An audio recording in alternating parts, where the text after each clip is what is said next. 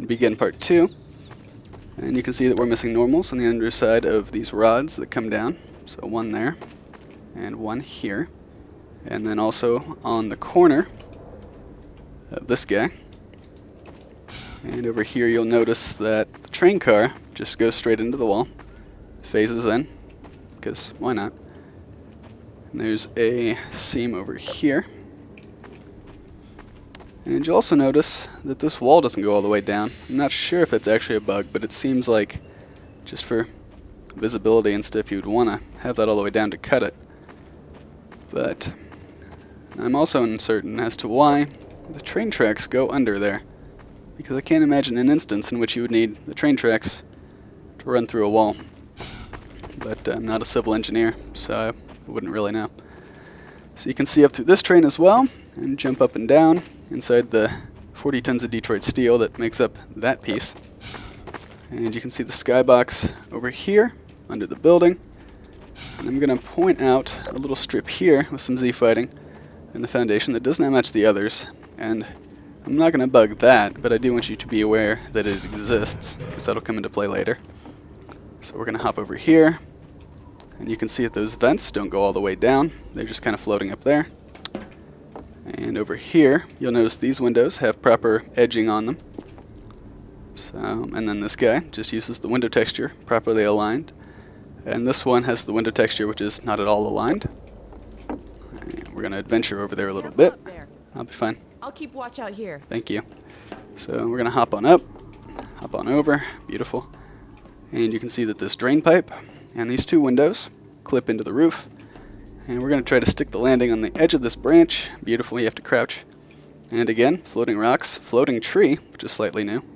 And both of those can be seen from up against the other side of that fence. And then there's the skybox. And so we're going to make our way over here. And you'll notice that this cable, or wire, or whatever it is, does not attach to anything. And also there's no back or side to that building. And I realized I think I forgot a bug over here.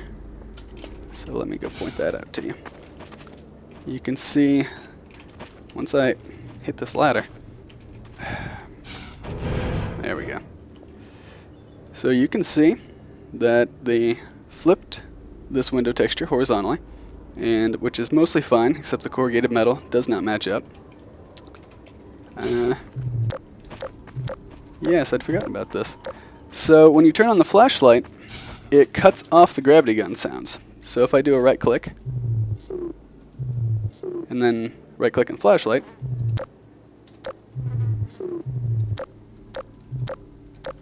so there's that. I don't know if you guys know about that or not, but I thought that was quite fascinating. Also, I'd like to point out I was playing on my friend's MacBook Pro, and there was a couple bugs, and when you right clicked, the sound doesn't start immediately. It was more about there. And so there's a delay of a good portion of a second where the sound doesn't play. So, BT dubs. Up here, you can see that this texture is the same as the rest of the roof. And then these two pieces are the same as over here. And I'm not sure if that's technically a bug, but I've always thought it was rather distracting. So just throwing it out there. And then you can see the lighting on this prop carries on, of course, down to there, which is kind of strange, bright, jarring. So we're going to hop on up here. And if you want some good times, I suggest piling up some boxes down here, and then hopping in the hole and hopping back out. And you can watch the hunter spawn there and run over to there. But we're just going to do this the old-fashioned way. We're going to watch him spawn ourselves. So there you go. If you land just right, you can wait a really long time between when the wires spark and fall and when he spawns. I've done it once. Haven't tried to repro it yet. But these blood splatters, again not aligned, but calling that out for reference in just a second. And we're going to pull out our rod that's blocking our door. And we're going to use this guy as an example to show the collision on these shelves isn't quite all there for this blocking piece on the side. And I do like how if you pull that out before you get down here, you cannot open the door, so you can't sneak in from below. I appreciated that. Thought that was well done. So missing normal up here. And now we're going to pop the button, and we're going to check out our hunter.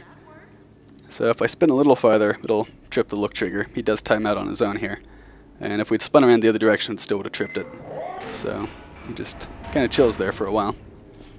And we're going to go watch Alex get what she deserves. So here's the blood splatter underneath, where it probably shouldn't be. So, oh noes. Oh my god. We're just going to pretend we didn't see anything. Sneak over here to safety. Oh, we didn't make it. And we're magically teleported. So you can see the shadow over here could be accurate to the wreckage, but it looks very squared and cut off and kind of strange. So that seems like it would be a lighting bug. Not too sure. And since we've got downtime here, I'm going to, I guess, prepare you. So the Vort has a modeling defect on his top middle eye, and at the bottom you'll see there's some vertices that are not up to the eyelid. They're kind of backed in a little, set back in his head. And so you can see down through his eye if you're looking down at him from above, or if you get on top of him, which is what we'll do because it's easier. So I'll point that out to you in a second when I can move. And I went back to the original Half-Life 2 to see if this was a recent thing, because I know some of the models got updated for Episode 2 or whatever. But no, it's been that way the entire time. I checked the sweeping slave from City 17 train station, and same deal. So just gonna wait for him to freeze here. Bams. And also when he picks up Alex, I guess this isn't a bug, but his left middle claw there is pretty much glued straight onto his forearm and never moves. And I thought it was some weird Vertex model extrusion freak out from the two models together, but it's not. It's just really weird. So I'll show it to you as well in a moment. But if you look up here, this is the strip I pointed out earlier, and you see that we can see up through, and then eventually the game realizes that it should probably draw that wall that I can see from where we just were. There we go. Oh, it does that. So that's the metal wall for the building over there. And there's, okay, so there's his claw. Let us hurry, and then free man. it just stays there, stabbing into his own wrist. And I guess the other one is embedded in Alex somewhere. He really hates being viewed from the side, so this is an exercise in ridiculousness. But let's see if we can fetch him over here. Overshot. So I'm just going to hop on top of him and try to show you that eye defect. There we go, this will do. So you can see right there, right on down through the top middle eye. So, sweet action. So we're going to carry on here, and a very nicely aligned blood splatter. And then a little seam there, but it's probably Source's fault. So, misaligned blood splatter, by which I mean not at all. We must hasten. This caught my eye, and I was going to call it a bug. I don't know if it technically is. But this tiny slat of red metal texture is really eye-catching and kind of ugly against the yellow building. And you can see up here, it's just got like a standard, same as the in-between seams texture, which is much more benign, much less obnoxious. So, there's that. And this would be my favorite part. So I'm just going to grab some of these box in here. Everything's a challenge. Okay. So,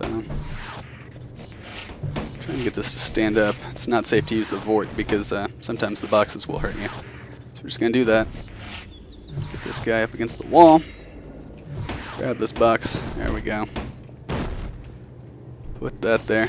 And I'd like to point out, because I usually forget, the shadows are especially noticeably odd when the Vort's holding Alex, because you can see those are his right claws, which are firmly wrapped around her thighs. Point. But clearly not at all on his shadow. Same for the other side, really. So it seems like his shadow is coming from straight down, except the shadow's too small, which really it is for both of them. And then Alex's is like coming in from an angle on this side, forward, I don't know. So, and you can sneak in up here, and notice that the sound, this jumping, springy sound on this particular model, not like the regular barbed wire fence, but just this one, cuts off when you land on something else. So it just does that by itself. And I also want to take a moment to point out that these boxes are evil, because you'll notice that they are imprisoned. This is a wall, right? A solid fence, posts stuck into the concrete with fencing. That's a wall. That's a wall and a fence. This is a wall. So there's no way in. There's no doors. There's no gates. There's no ramps. There's no holes. There's no pulleys. Like, there's not a crane anywhere. These are just here. These boxes and minecarts and that one dolly are here as an example to the others in solitary, because they've done unspeakable things. And so, see them in the texture and lighting there as well. But I don't know what they've done, but we're just going to back away and pretend that we weren't ever here. So, as you can see, this is the outside world. And obviously this is where we came in. And you can hop up here and kind of get around up around here if you want, and then fall over there. But that's not really our thing. We're going to do the victory lap around the entire out of bounds outside here. So we're going to check out the skybox, do a little Super Mario back behind the bushes here. And I'm going to point out my very favorite part of the level, which is this guy. So I don't know what he's doing up here, but he's just holding his post. He's chilling, keeping it real, and getting daring here. So, alright, you can see super bright rock texture. I assume there's a rock down there, and that's not just a weird triangle texturing mishap, but still odd. Very glaring, very bright.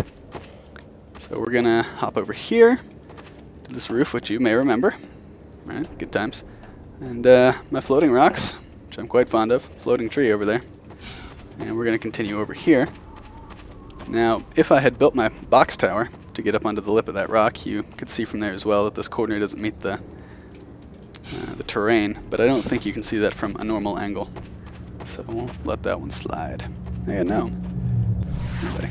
Over there. So we're going to sneak around.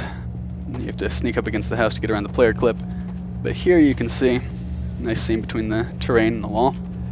So we're just going to hop on this rock, and I mean, really, this is all there is to it. So you just kind of sneak your way down. Could fall a little more directly, but then I'd hurt myself, and why would I do that?